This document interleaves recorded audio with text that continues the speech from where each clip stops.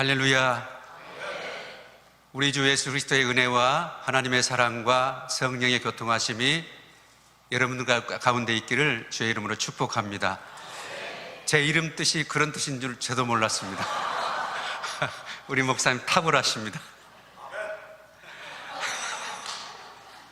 질문으로 시작하겠습니다. 여러분들은 자기 자신을 어떻게 인식하고 있습니까? 여러 가지로 대답할 수 있겠죠. 그런데 내가 인식하고 있는 나는 진정한 내가 아닐 수 있다는 것입니다. 왜냐하면 우리는 상당한 인지 오류를 갖고 있기 때문에 그렇습니다. 인지 오류란 무슨 뜻이냐면요, 여러 가지 심리적인 문제로 자신의 현실을 제대로 인식하지 못하는 증상을 말하고 있습니다. 사도 바울 이전에 기독교를 바뀌었던 사울이 바로 이제 대표적인 인지 왜곡인 상태라고 말할 수 있겠죠. 그렇다면 남들이 말하는 나는 진짜 나일까요? 그렇지 않습니다. 나도 나를 제대로 인식하지 못하는데 어떻게 남들이 나에 대해서 이야기하고 평가할 수 있겠습니까? 그렇다면 진정한 나는 누구일까요? 하나님께서 말씀하신 내가 진정한 나인 줄로 믿으시기 바랍니다. 이것이 나의 정체성입니다. 그렇다면 하나님께서 말씀하신 나는 누구일까요? 어떤 존재일까요? 오늘 본문은 여러분들을 가리켜서 복 있는 사람이라고 말씀하고 있습니다. 성경 전체를 통해서도 동일하게 말씀하고 있습니다. 복 있는 사람이란 복을 받은 사람이라는 그런 뜻입니다. 왜 우리가 복 받은 사람일까요? 기독교와 타종교의 차이를 여러분들 혹시 아십니까? 모든 종교는 인간이 만들었습니다. 인간으로부터 시작됐다는 그런 의미죠. 그런데 기독교는 사람이 만든 종교가 아닙니다. 사도 바울이 갈라디아서 1장 11, 12절에서 정확하게 말씀해 주고 있는데요, 내가 전한 복음은 사람의 뜻을 따라 된 것이 아니요 사람에게서 받은 것도 아니요 오직 예수 그리스도의 계시로 말미암은 것이라, 이렇게 말씀하고 있습니다. 우리는요, 예수님께서 오셔서 다 이루신 것을 믿음으로 받아 복받은 존재가 된 것입니다. 예수님께서 복 자체이기 때문에 그분을 믿고 영접함으로써 복받은 존재로 살아가는 것입니다. 그러므로 복음이란 무엇입니까? 하나님께서 예수 그리스도를 통해서 하신 일이 복음이고요, 그래서 그 결과가 내가 어떤 존재로 바뀌었는가를 말하는 것이 복음인 것입니다. 그렇다고 한다면 하나님께서 예수 그리스도를 통해서 하신 일이 무엇입니까? 로마서 4장 25절에 이렇게 증거합니다. 예수는 우리의 범죄한 것 때문에 내줌이 되고 또한 우리를 의롭다 하시기 위해서 살아나셨느니라. 아멘. 그래서 사도행전 13장 38절에서는요 예수 그리스도를 힘입어 죄사함을 받았다, 그렇게 말씀을 합니다. 그리고 이어지는 39절에서는요 이 사람을 힘입어 믿음으로 의롭다함을 받았느니라, 그렇게 말씀해 주고 있습니다. 그러므로 우리는 이전에는요 본질상 진노의 자녀였지만 이제는 하나님의 자녀가 되었습니다. 이전에는 땅에 속한 자였지만 이제는 하늘에 속한 자가 되었습니다. 육적인 존재가 영적인 존재가 되었습니다. 왜 그렇습니까? 우리 안에 성령께서 계시기 때문에 그렇습니다. 성경은요 구체적으로 우리의 신분에 대해서 여러 군데서 말씀하고 있는데요, 가장 대표적인 말씀이 요한복음 1장 12절 말씀입니다. 다 암송하고 있죠? 우리 같이 한번 암송해 볼까요? 시작. 영접하는 자 곧 그 이름을 믿는 자들에게는 하나님의 자녀가 되는 권세를 주셨으니. 아멘. 권세란 말은 권리와 능력을 의미합니다. 우리는 권리가 있고 능력이 있는 거죠. 그래서 우리는 하나님을 뭐라고 부르죠? 아버지, 그렇게 부릅니다. 언제 어디서가 우리는 아버지라고 부를 수 있어요. 이건 놀라운 은혜고 놀라운 특권인 것입니다. 큰 복을 받은 것이죠. 그래서 우리는 하나님을 아버지라고 부를 뿐만 아니라 골로새서 3장 10절에서는요 옛사람을 벗어버리고 새 사람을 입었다, 그렇게 말씀을 하고 있습니다. 따라서 우리가 예수님을 믿는 것은요 믿는 것은 우리가 그리스도와 한 몸이 되었다는 것을 믿는 것입니다. 그러므로 그리스도 안에 있는 모든 풍성함이 다 내 것으로 받아들이는 것이 바로 믿음인 줄로 믿습니다.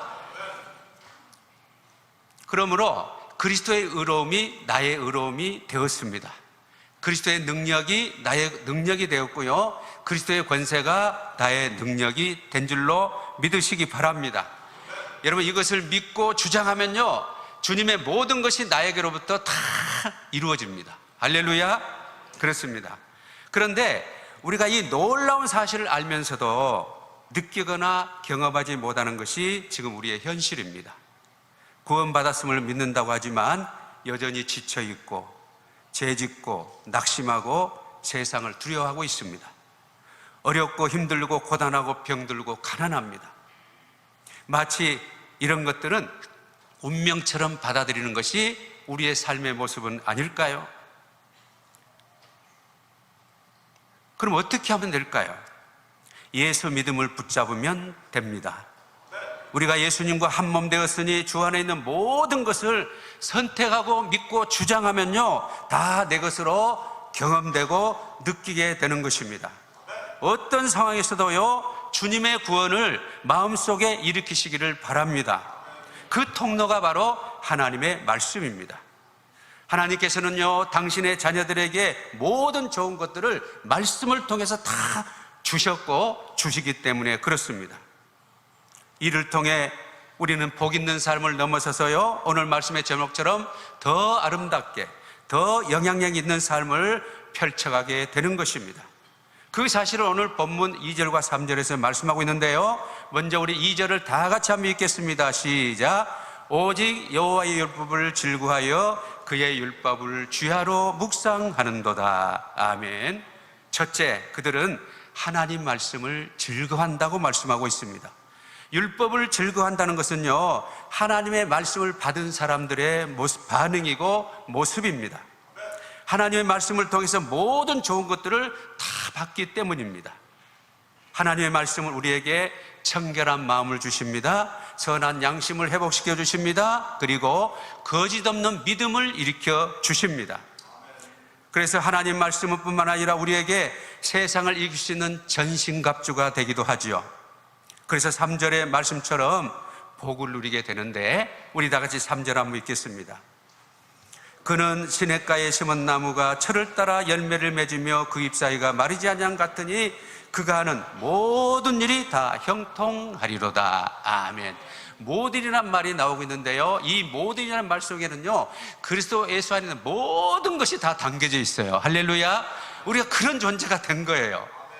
그렇죠? 아멘이죠? 예, 그렇습니다.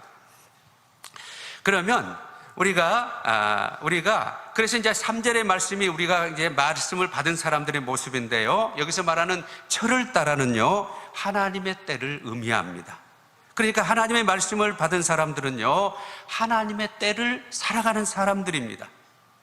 그래서 하나님께서는요, 하나님의 때에 말씀으로 성도들을 일으켜 세워주시기도 하고 권능도 주시기도 하고 위로해 주시기도 하고 새 힘을 주시는 줄 믿습니다. 그래서 신명기 33장 3절에서 그런 말씀을 하셔요.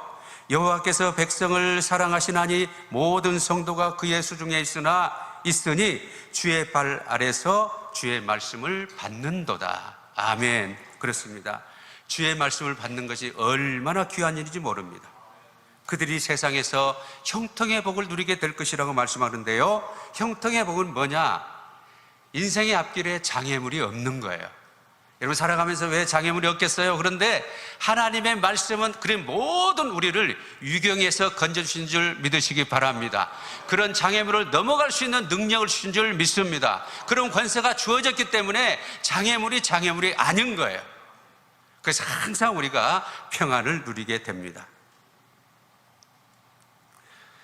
이것을 믿고 주장하면요, 그대로 발휘됩니다. 더 아름답게, 더 영향 있는 삶을 펼쳐가게 됩니다. 둘째, 그들은 말씀을 묵상합니다.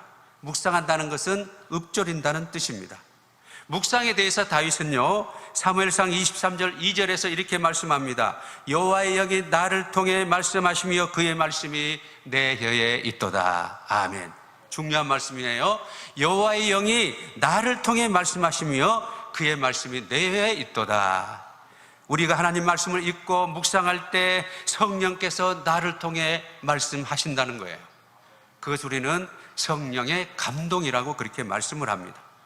그 감동 받은 말씀을 믿고 주장하면요, 그 말씀대로 내 삶에 그대로 펼쳐지는 줄을 믿으시기 바랍니다. 그래서 3절의 말씀처럼 복 있는 존재로 살아가는 것입니다.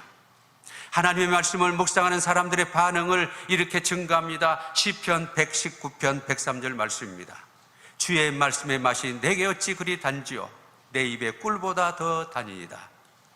비록 세상에 살고 있지만 하늘에 속한 자로서 성령에 매이고 말씀에 붙잡혀 사는 저와 여러분 되시기를 바랍니다. 더 아름답게 더 영향 있는 삶을 발휘하게 될 것입니다. 셋째입니다.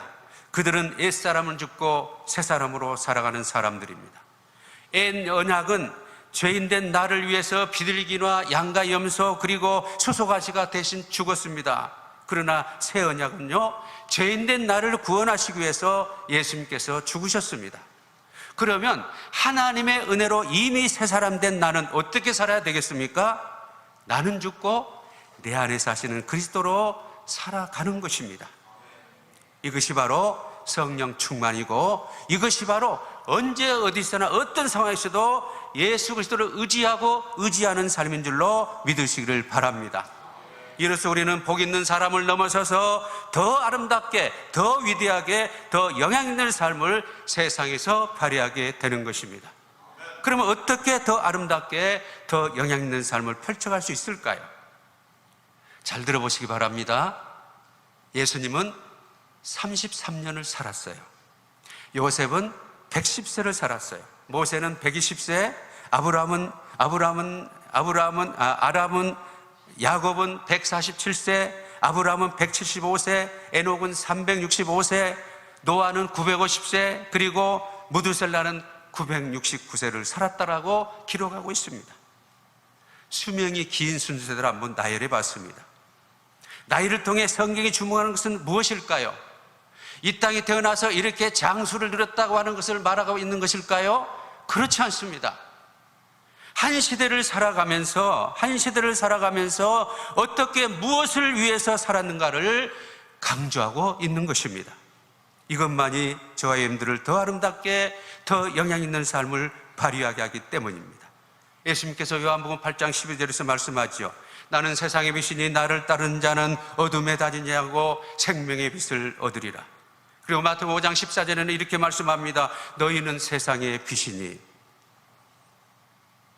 더 아름답게, 더 영향 있게라는 것은 선택사항이 아닙니다. 복음에 비친 자는 그렇게 살아야 함을 가르쳐 주는 것입니다. 그것은 세상에서 하나님의 뜻을 이루는 것입니다. 그것을 통해서 우리의 발걸음이 닿는 모든 곳에서 하나님 나라를 일으켜 가는 것입니다. 그리하여 예수님께서 다시 오실 길을 예비하는 것입니다. 오늘 은퇴하신 여러분, 그리고 새롭게 출발하는 취임을 하는 여러분들, 우리 다 함께 먼저 앞선 성도들과 함께 이 일을 함께 걸어가야 되지 않겠습니까? 그런 사람을 가리켜서 복 있는 사람은 말씀하고 있습니다. 그런 사람들이 세상에서 더 아름답게, 더 영향력있게 살 수 있는데, 첫째는 무엇입니까? 말씀으로 돌아가야 됩니다. 묵상할 때 성령께서 말씀해 주십니다. 그리고 나는 죽고 그리스도로 사는 것입니다. 여러분들 앞길에 위대한 하나님의 삶이 펼쳐질 줄로 믿습니다. 아멘. 기도하겠습니다. 하나님 아버지, 감사합니다. 말씀을 받았습니다. 이제 믿고 주장하며 펼쳐나가게 하여 주옵소서. 우리 연약합니다. 성령께서 주장하여 주옵소서. 예수님의 이름으로 기도드립니다. 아멘.